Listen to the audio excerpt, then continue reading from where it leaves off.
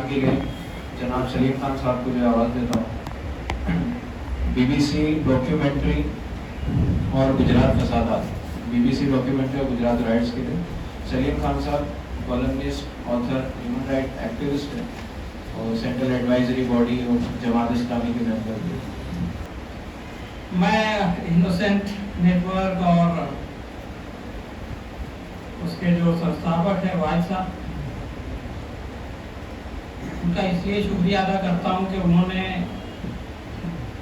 ये जो Shahid Azmi memorial lecture का सिलसिला है इसको जारी रखा और हर साल वो इस पर मुख्तलिफ लोगों को बुलाते हैं और उनसे जो है वो उस वक्त के जो बर्निंग इश्यूज होते हैं उस पर गुफ्तगू करवाते हैं, उस पर जो है वो डिस्कशन होता है। शाहिद आज़मी को मैं उस वक्त से जानता हूं जब वो स्कूल में थे और मैं कॉलेज में था, और मुझको ये कहने में कोई संदेह नहीं है, मतलब मैं ये इसलिए नहीं बोल रहा हूँ कि ये शाहिद मेमोरियल लेक्चर हो रहा है और उसमें मैं पार्टिसिपेट कर रहा हूँ, इसलिए नहीं बोल रहा हूँ कि मैंने शाहिद जैसा नेक और निडर आदमी बहुत कम देखा। बहुत ही खुश मिजाज और जिंदा दिल आदमी, क्योंकि हम लोग दोस्त हैं तो दोस्तों में पता चलता है इंसान की जिंदा दिली का। शाहिद ने हंसते हंसते जिंदगी गुजारी और लड़ते लड़ते देखी, और इसी तरह से इस दुनिया से रुखसत हो गई। मतलब उसके जिंदगी में जितने भी फेजेस आए और उससे मैं जब भी मिला तो मैंने उसको हंसता हुआ ही देखा और मैंने उसको लड़ता हुआ ही देखा। दोस्तों, इस दुनिया की जिंदगी में क्वांटिटी की कोई खास इंपॉर्टेंस नहीं। आप कितना लंबा जिए ये अहम नहीं है, बल्कि क्वालिटी, आप कितना अच्छा जिए, कितनी अच्छी जिंदगी आपने गुजारी, ये जो है वो महत्व की बात है। टीपू सुल्तान की एक बात बहुत मशहूर है, जब भी उन पर कुछ लिखा जाता है और बोला जाता है तो उसको कोट किया जाता है कि शेर की एक दिन की जिंदगी लीडर की 100 साल की जिंदगी से बेहतर है। और शाहिद भाई के बारे में मैं यही कह सकता हूँ कि बहुत कम उम्र में वो हमको छोड़ के चला गया, और हम उसके लिए दुआ कर सकते हैं कि अल्लाह ताला उनको जो है वो जन्नतुल फिरदौस में अता फरमाए। दोस्तों, आज जो हमारा जो विषय मुझको दिया गया है BBC की फिल्म, तो BBC में भी जो है वो ब्रिटिश है। इसका पता हमको इस फिल्म के बाद चला, जब लोगों ने ये कहना शुरू किया कि भाई ये कॉलोनियल माइंडसेट है। उसके पहले किसी को नहीं मालूम था कि बी से ब्रिटिश होता है। ये जो BBC है ये खाली ब्रिटेन के लिए नहीं है। BBC वर्ल्ड जो है वो दुनिया के 40 लैंग्वेजेस में ब्रॉडकास्ट होता है, और हर हफ्ते 36 करोड़ लोग जो है वो BBC से अपने आप को कनेक्ट करते हैं, उससे फायदा उठाते हैं। मैं ये बात इसलिए बता रहा हूँ कि BBC को आप जो है वो जी आज तक की तरह कोई मीडिया हाउस नहीं समझे। BBC वो मीडिया हाउस है कि जिसको वहां का प्राइम मिनिस्टर भी इम्प्रेस नहीं कर सकता। पार्लियामेंट में जब उससे सवाल किया जाता है तो सवाल करने वाले से वो डिसएग्री तो कर सकता है, लेकिन बीबीसी को रोक नहीं सकता कि आप इस फिल्म को जो है वो बैन कर दो, इसको बंद कर दो, इसको रोक दो। तो इसमें दोनों का क्रेडिट है, बीबीसी का भी क्रेडिट है और वहां जो सिस्टम है उसका भी क्रेडिट है। तो दोस्तों, बीबीसी वाले बहुत सारी खबरें बनाते हैं, बीच बीच में डॉक्यूमेंट्री भी बनाते हैं। आज बीबीसी की डॉक्यूमेंट्री का जिक्र हो तो उसकी अनगिनत डॉक्यूमेंट्री में से किसी की तरफ हमारा ध्यान नहीं जाता, बल्कि आपको हैरत होगी कि ये बीबीसी की जो डॉक्यूमेंट्री है, जो टॉपिक मुझको दिया गया है, ये भी 2 हिस्सों में है। पार्ट 1 पार्ट 2 एक हफ्ते के गैप से रिलीज हुई। पार्ट 2 के बारे में कोई बात नहीं करता, और अगर सिर्फ पार्ट 2 बनता तो शायद उसको इंडिया में बैन भी नहीं किया जाता। लेकिन उसका जो पहला हिस्सा है गुजरात दंगे वाला, वो असल में हमारी सरकार के लिए मुसीबत बना हुआ है। गुजरात दंगे में क्या हुआ ये तो हमारे दोस्त आजम शाह ने आपको बहुत डिटेल में बता दिया, लेकिन मैं एक बात और बताना चाहता हूं दोस्तों कि गुजरात का दंगा भारत का पहला दंगा नहीं था, या भारत का पहला बड़ा दंगा नहीं। गुजरात से पहले जब हम लोग कॉलेज में थे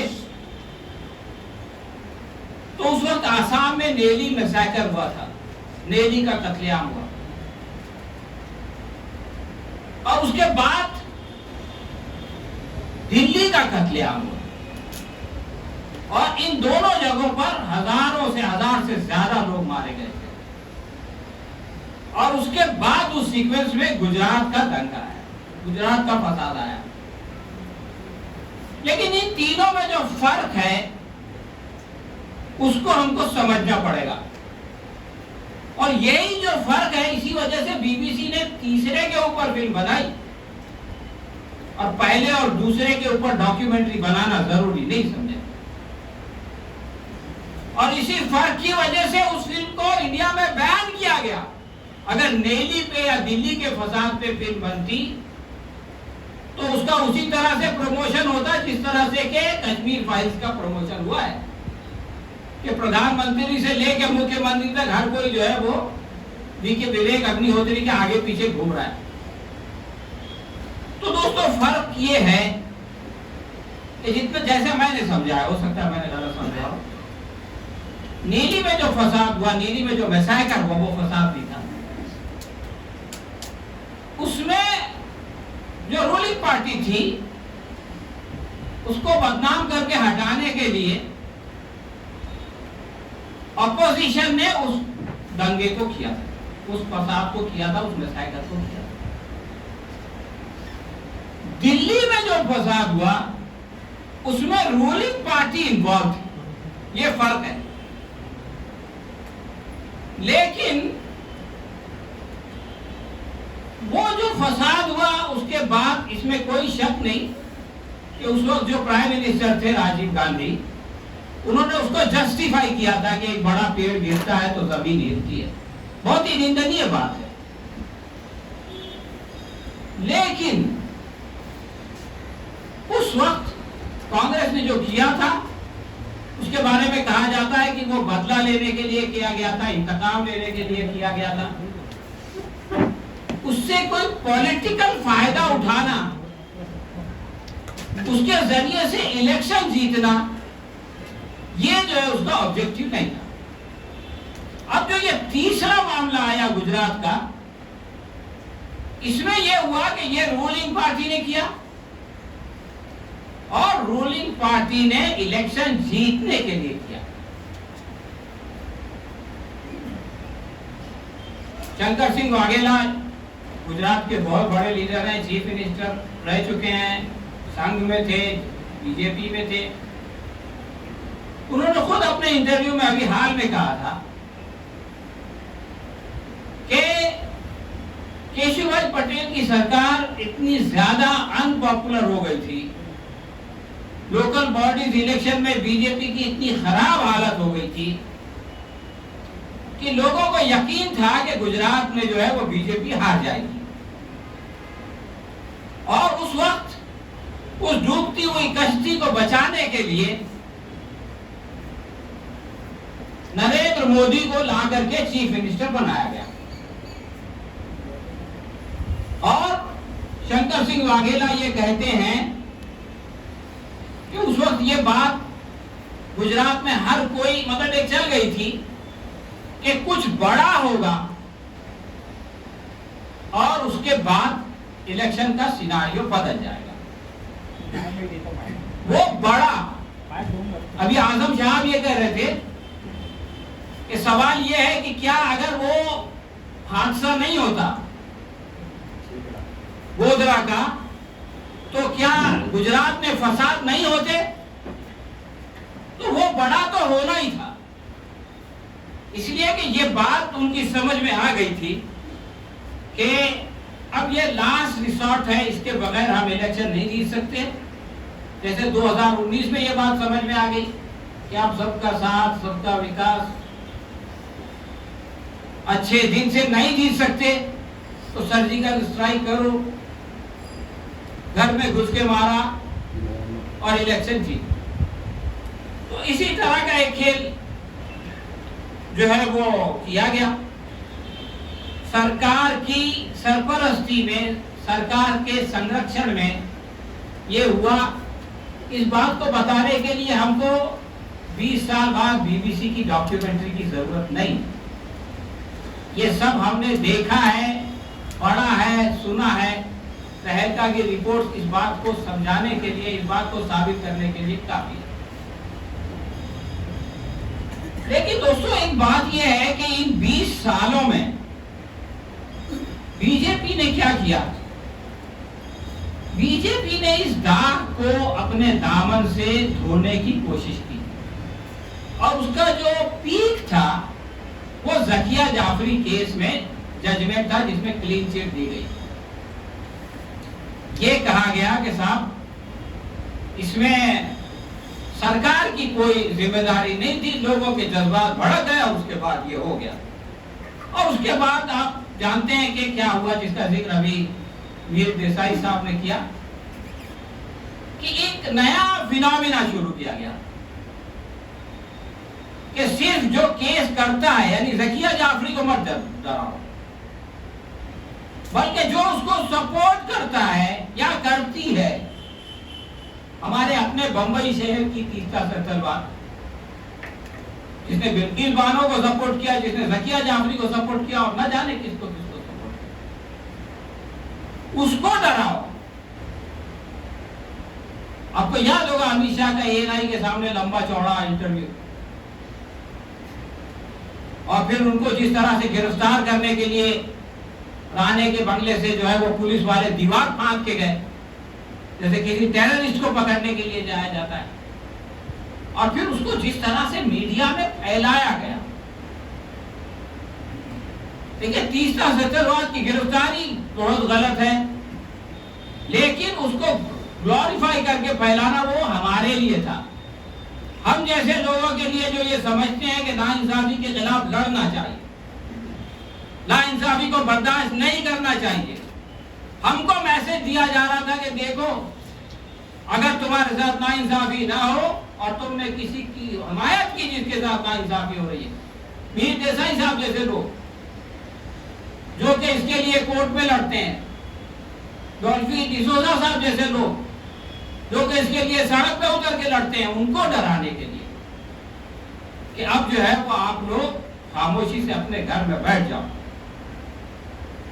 तो दोस्तों, ये जो है वो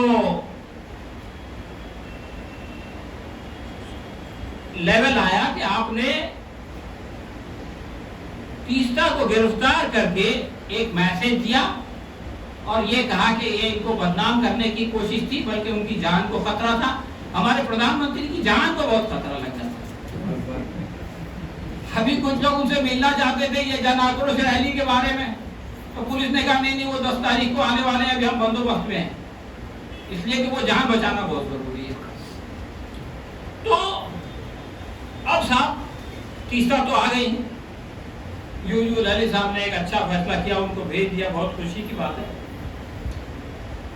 लेकिन ये जो 20 साल की मेहनत थी ना, आप ये देखें कि इस पर पानी कैसे फेरते हैं।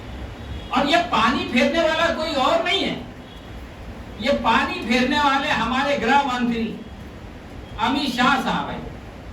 जब इनको लगा कि हम जो है वो गुजरात में 150 प्लस सीट नहीं जीत सकते, तो इन्होंने कह दिया कि हमने ऐसा सबक सिखाया कि 20 साल तक गुजरात में शांति स्थापित हो गई, अमन कायम हो गया। दोस्तों, ये सेंटेंस सीधा सीधा ये कहता है कि हमने सबक सिखाया, यानी इसमें ओन किया जा रहा है।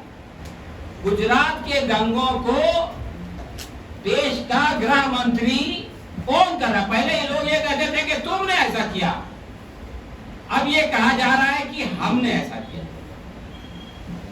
वो भूल गए कि उन्होंने थोड़े दिन पहले ANI के सामने क्या इंटरव्यू दिया। वो भूल गए कि सुप्रीम कोर्ट से क्लीन चिट लेने के लिए कितनी मेहनत करनी पड़ी।